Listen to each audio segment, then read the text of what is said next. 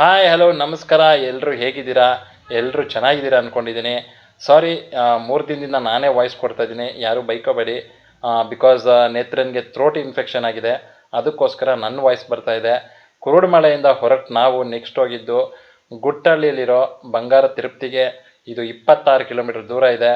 So once ನಾವು ದೇವಸ್ಥಾನ reach ಆಗಿದ ತಕ್ಷಣ ಆ ಕಡೆ ಈ ಕಡೆ ಎಲ್ಲ ಪೂಜಾ ಐಟಮ್ಸ್ನ ಮಾರೋರಿದ್ದರು.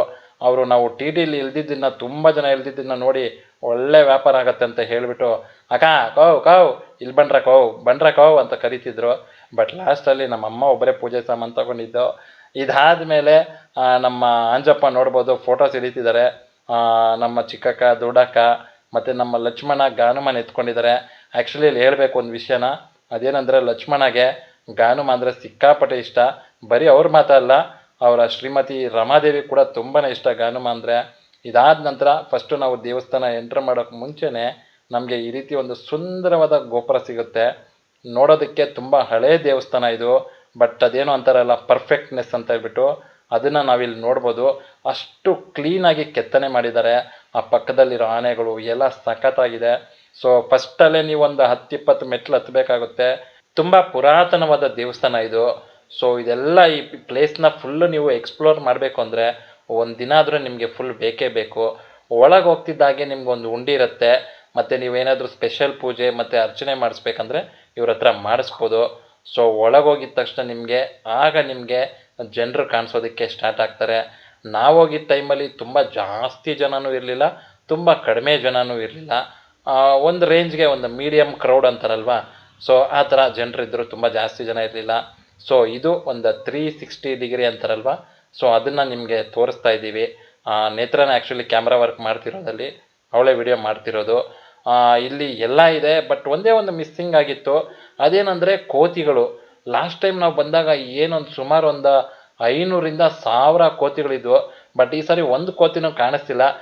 ಮೋಸ್ಟ್ಲಿ ಆ ಕೋತಿಗಳಿಗೆಲ್ಲ ವೀಸಾ ಪಾಸ್ಪೋರ್ಟ್ ಕೊಟ್ಟು ಬೇರೆ ಕಡೆ ಕಳಿಸ್ಬಿಟ್ಟಿದ್ದಾರೆ ಅನಿಸುತ್ತೆ.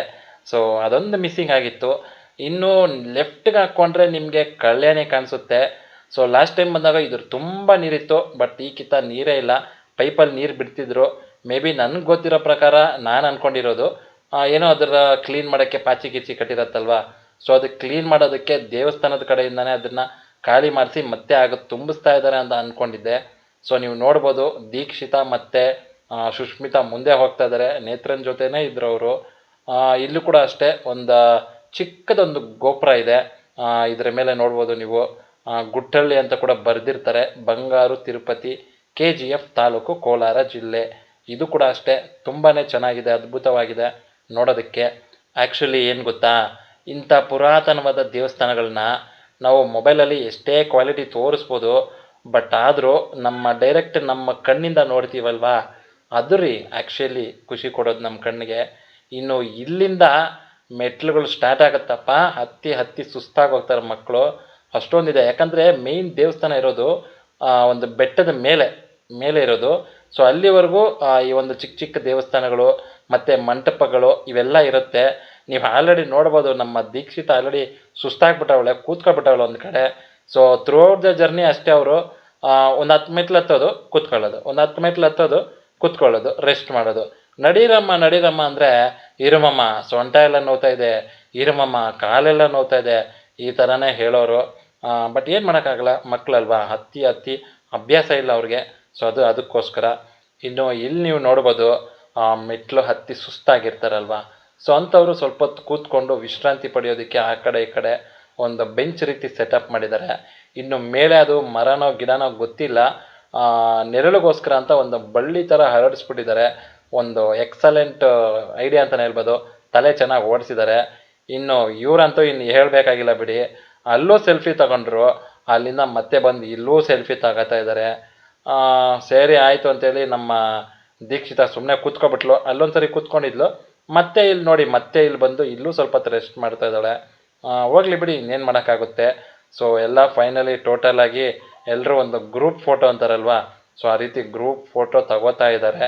ಇದಾದಮೇಲೆ ಹೋಗೋಣ ಅಂದರೆ ಮತ್ತೆ ನಮ್ಮ ಚಿಕ್ಕಕ್ಕ ಇನ್ನೊಂದು ಸೆಲ್ಫಿ ತಗೊಳ್ಳೋದಕ್ಕೆ ಟ್ರೈ ಮಾಡಿದ್ಲು.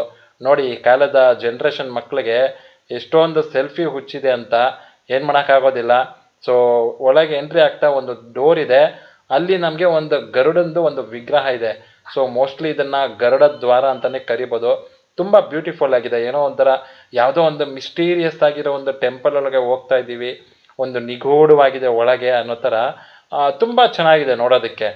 ಒಂದು ಮಾತಲ್ಲಿ ಹೇಳಬೇಕಂದ್ರೆ ಇಲ್ಲಿ ಯಾರೇ ಬರಲಿ ಎಲ್ರಿಗೂ ಸ್ಯಾಟಿಸ್ಫೈ ಆಗುತ್ತೆ, ತುಂಬ ಇಷ್ಟ ಆಗುತ್ತೆ. ಇನ್ನು ಇಲ್ಲಿ ಬಂದುಬಿಟ್ಟು ಆ್ಯಕ್ಚುಲಿ ನಾವು ರೈಟ್ಗೆ ಹೋಗಬೇಕಾಗಿತ್ತು, ಮೆಟ್ಲಿದೆಯಲ್ವಾ ಅಲ್ಲಿ ಹೋಗಬೇಕಾಗಿತ್ತು. ಬಟ್ ನಮ್ಮ ದೊಡ್ಡಕ್ಕ ಬಂದುಬಿಟ್ಟು ಇಲ್ಲಿ ಏನೋ ದೇವಸ್ಥಾನ ಇದೆ ಒಳಗೆ ಅಂತ ಒಳಗೆ ಹೋದರು. ಆ್ಯಕ್ಚುಲಿ ಅದು ದೇವಸ್ಥಾನ ಅಲ್ಲ, ಒಳಗೆ ಒಂಥರ ಗುಹೆ ಥರ. ಒಳಗೆ ಹೋಗಿ ನೋಡಿದ್ರೆ ರೈಟ್ ಸೈಡು ಒಂದು ಚಿಕ್ಕದಾಗಿ ಒಂದು ವಿಗ್ರಹ, ಚಿಕ್ಕದೊಂದು ವಿಗ್ರಹ ಇತ್ತು. ಮತ್ತು ಇಲ್ಲೇ ಬಂಡೆ ಮೇಲೆ ಒಂದು ಅದ್ಭುತವಾಗಿರೋ ಪಂಚಮುಖಿ ಆಂಜನೇಯಂದು ಒಂದು ಚಿತ್ರ ಬಿಡಿಸಿದ್ರು. ಸಿಕ್ಕಾಪಟ್ಟೆ ಚೆನ್ನಾಗಿತ್ತು. ಅದು ಎಷ್ಟು ಹೆಂಗೆ ಬಿಡಿಸಿದ್ರೋ ಏನೋ ಗೊತ್ತಿಲ್ಲ, ಬಟ್ ತುಂಬ ಚೆನ್ನಾಗಿ ಬಿಡಿಸಿದ್ರು. ಸೊ ಇದಾದಮೇಲೆ ಮತ್ತೆ ಮೆಟ್ಲು ಹತ್ತೋದಕ್ಕೆ ಸ್ಟಾರ್ಟ್ ಮಾಡಿದ್ರು. ನೀವು ನೋಡ್ಬೋದು ಆಲ್ರೆಡಿ ಎಲ್ರದ್ದು ಸ್ಪೀಡ್ ಸ್ವಲ್ಪ ಕಡಿಮೆ ಆಗಿಬಿಟ್ಟಿದೆ. ನಮ್ಮ ಸುಷ್ಮಿತಾ ನೋಡಿ ಯಾವುದು ಸ್ಲೋ ಮೋಷನಲ್ಲಿ ನಿಧಾನಕ್ಕೆ ಹತ್ತಾ ಇದ್ದಾಳೆ. ಈಗ ದೀಕ್ಷಿತ ಬರ್ತಾಳೆ ನೋಡಿ, ಅವಳು ಸೊಂಟದ ಮೇಲೆ ಕೈ ಇಟ್ಕೊಂಡು ಅಪ್ಪ ಅಯ್ಯೋ ಅಮ್ಮ ಹೋಯ್ತು ನನ್ನ ಸೊಂಟ ಅನ್ನೋ ಥರ, ಏನೋ ಈ ಗರ್ಭಿಣಿ ಸ್ತ್ರೀಯರು ನಡೀತಾರಲ್ವಾ ಆ ಥರ ನಿಧಾನಕ್ಕೆ ಹಿಂಗೆ ಹಿಂಗೆ ಹಿಂಗೆ ಅಂತ ನಡೀತಾ ಇದ್ಲು. ಸೊ ಫೈನಲಿ ಮೇಲಕ್ಕೆ ಹೋಗ್ತಾ ಇದ್ದೀವಿ. ಬಟ್ ಆದರೂ ಒಂದು ಮಾತು ಹೇಳಬೇಕು, ಮಕ್ಕಳು ಕಷ್ಟ ಆಯಿತು ಅವ್ರಿಗೆ ಮೆಟ್ಲತ್ತೋದಕ್ಕೆ, ಬಟ್ ಆದರೂ ನೋಡಬೇಕು ಅನ್ನೋ ಒಂದು ಇದಿತ್ತು. ಇಲ್ಲೇ ನೋಡಿ ಕೋತಿಗಳು ಸಿಕ್ಕಾಪಟ್ಟೆ ಇದ್ದಿದ್ದು, ಬಟ್ ಈಗ ಒಂದು ಕೋತಿನೂ ಇಲ್ಲ. ಈಗ ಏನು ಹೇಳ್ತಿದ್ದೆ ನಾನು ಮಕ್ಕಳ ಬಗ್ಗೆ ಅಲ್ವಾ. ಸೊ ಮಕ್ಕಳು ತುಂಬಾ ಸಪೋರ್ಟ್ ಮಾಡಿದ್ರು.